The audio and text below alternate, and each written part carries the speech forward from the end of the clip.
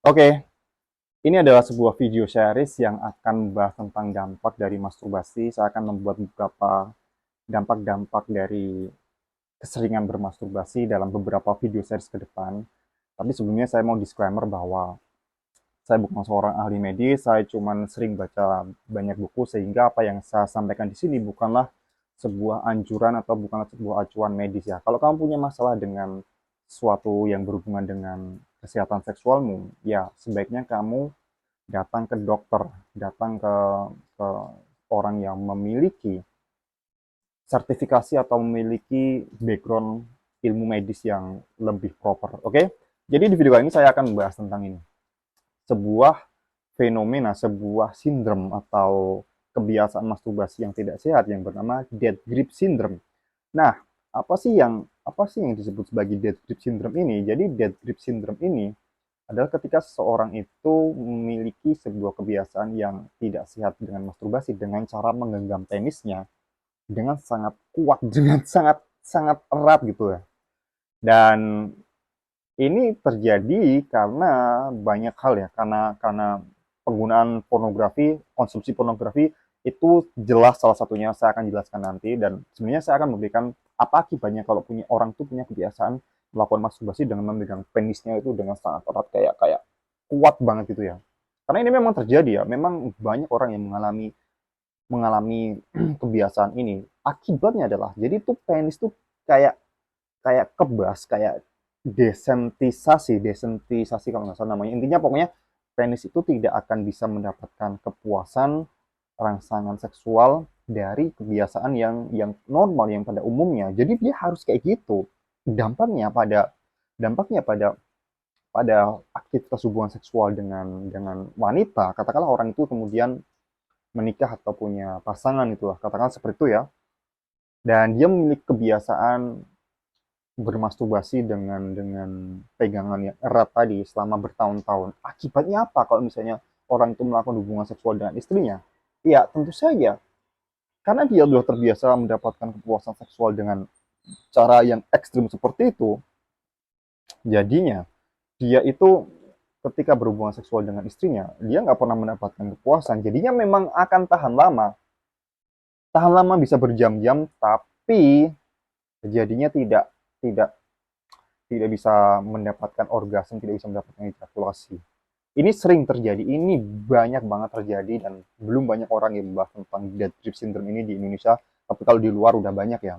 Dan apa yang dilakukan oleh pria-pria tersebut kebanyakan adalah mereka akhirnya melampiaskan kebutuhan seksualnya atau dorongan seksualnya dengan bermasturbasi sendirian di kamar mandi sambil menonton pornografi dan di kamar lain atau pokoknya yang nggak kelihatan kelihatan dari istrinya. Dan ini sangat sangat banyak sekali orang yang melakukan ini karena itu dampak dari konsumsi pornografi, konsumsi masturbasi yang terlalu berlebihan sehingga membuat penis itu jadi terlatih untuk, ya istilahnya kalau kamu mau puas secara seksual kamu harus melakukan ini.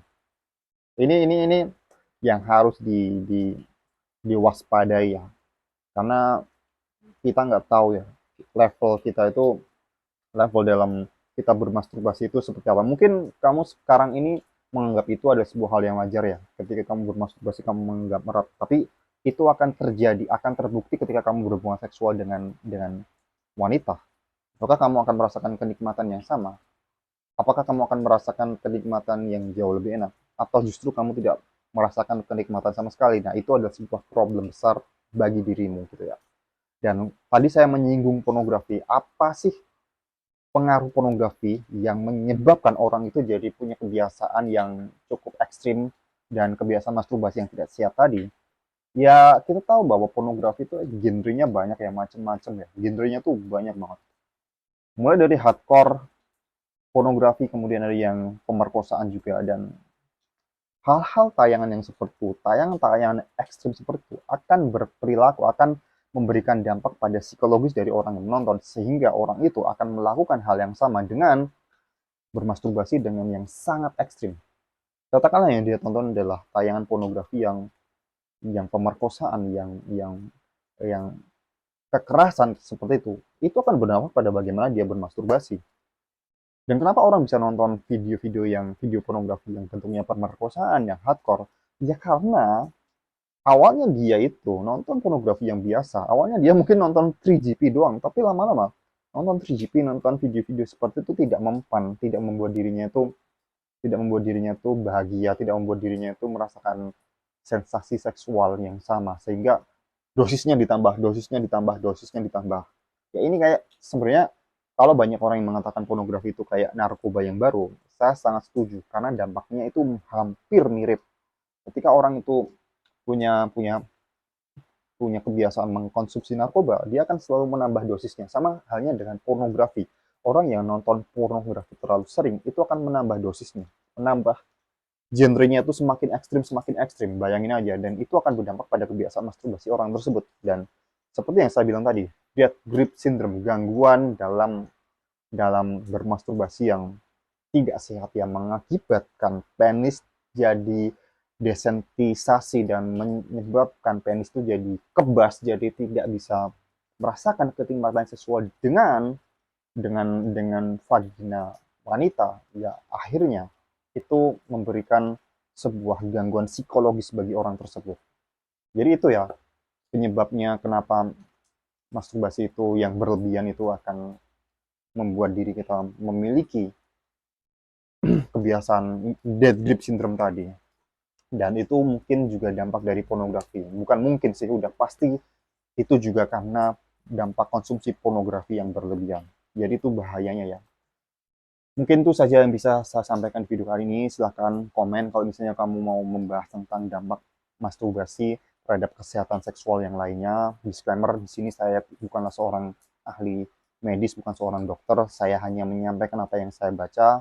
Terima kasih sudah menonton video sampai sejauh ini. Klik link yang ada di deskripsi kalau kamu mau join grup petarung, sebuah komunitas pengembangan diri yang akan membantu menjadi orang-orang yang berhasil keluar dari kecanduan PMO, tapi tidak saja hanya membahas tentang PMO, kita banyak belajar tentang public speaking, kita belajar banyak tentang bagaimana menyelesaikan suatu masalah, kita sering mengadakan Google Meeting bulanan. Klik link yang ada di deskripsi kalau kamu mau join. Sampai jumpa di video berikutnya.